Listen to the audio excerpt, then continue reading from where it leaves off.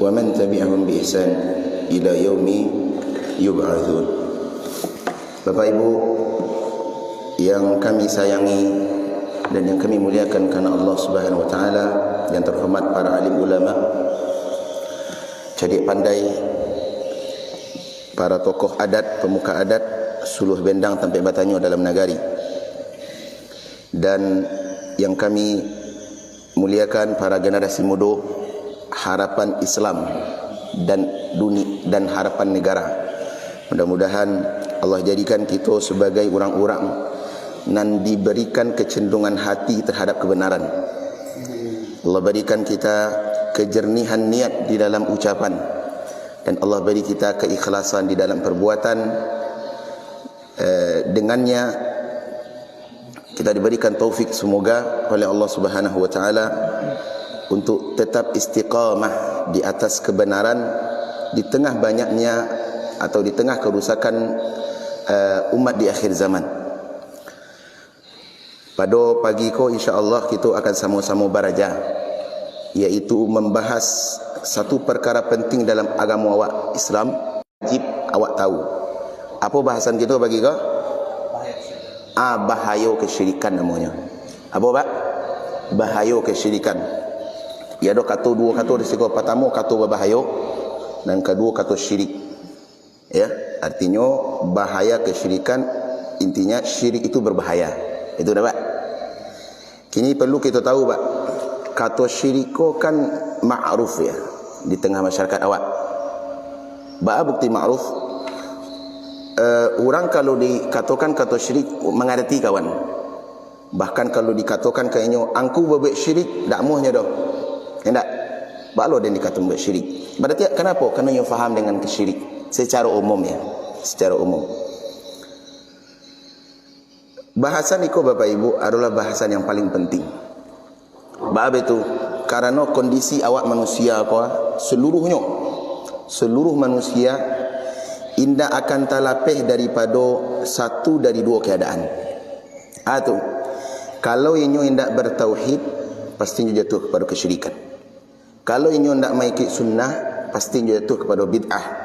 Kalau inyo nak berbuat ketaatan, pasti inyo jatuh kepada maksiat. Tak ada nak kategori. Ikulah yang disebut oleh ulama awak dahulu. Ada seorang ulama salaf yang bernama Al-Imam Yahya bin Mu'adz Ar-Razi rahimahullahu taala. Beliau hidup sekitar abad kedua, wafat tahun 258 Hijriah. Bara jarak awak je beliau tu Pak? 10 tahun. Imam Yahya bin Mu'adz Ar-Razi rahimahullah, beliau pernah memberikan satu nasihat yang sangat indah. Aku perlu buat catat sekali Pak. Perlu ulang-ulang kaji lama weh. Apa kata beliau? Ikhtilafun nasi kulluhum yarji'u ila thalathati usul. Perbedaan atau keadaan manusia di muka bumi ko dari dahulu sampai kini pasti kembali kepada tiga perkara pokok. Jadi perkara pokok namanya Pak, dak perkara orang tiang dah. Dak ada perkara cabang. Nanti gua pokok ko kata beliau, falikulli wahidin minha diddun faman saqata anhu waqa'a fi diddih. Sia saja kata beliau, sia saja nan tagak di salah satu keadaan nanti gua tadi, maka dia akan terluput dari keadaan yang lain. Bentuknya kata beliau, yang pertama adalah at-tauhidu wa didduhu syirk. Yang pertama adalah tauhid. Artinya apa tauhid Pak? Mengesahkan Allah bahasa awak. Makanya negara awak aku Pancasila pertama, ketuhanan yang Maha Esa.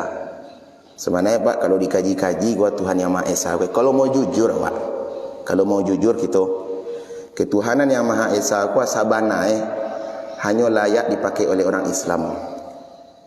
Dan lain dari Islam dah layak. Walaupun banyak agama di negara awak Nah lah diakui dek kawan awak dulu atau dek pemuka petinggi negara awak dulu. Nah layak dikatakan Esa tu hanya Islam. Bagus itu. Beko kita bahas insya-Allah. Atau kalau ada sempat di lain waktu nanti ya. Ya. Anan Esa tu mudah-mudahan ada waktu kita bahas insya-Allah.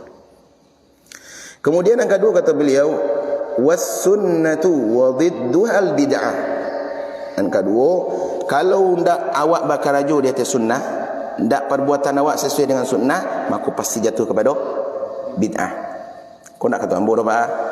Ambo menyampaikan sajonyo. Mudah-mudahan awak masuk di nan pertama tadi, junan kedua di bagian nan pertama. Yang ketiga kata beliau, wa ta'atu wa dhidduha maksiyah. Dan ketaatan, kalau tidak ada tagak di atas ketaatan, pasti jatuh kepada maksiat. Perkataan ini teman-teman dinukilkan oleh, ya, perkataan beliau dinukilkan oleh Al-Imam Al-Bukhari secara muallaq di dalam kitab beliau nomor hadis 1200. Afwan, salah saya referensinya saya salah baca. Kanu kacik pak, kanu jago lalok kok matu agak kurang joleh.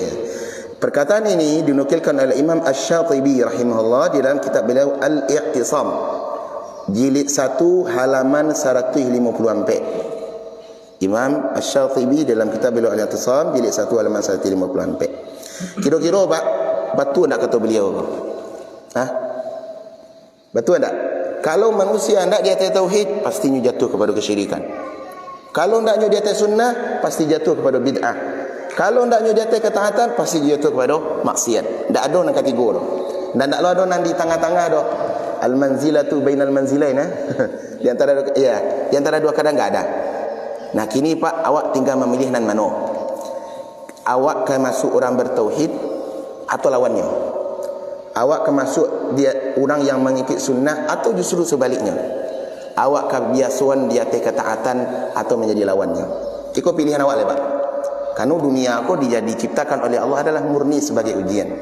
Allah Subhanahu wa taala berfirman di awal surah ayat kedua dari surah Al-Mulk, "Allazi khalaqal mauta wal hayata liyabluwakum ayyukum ahsanu amala."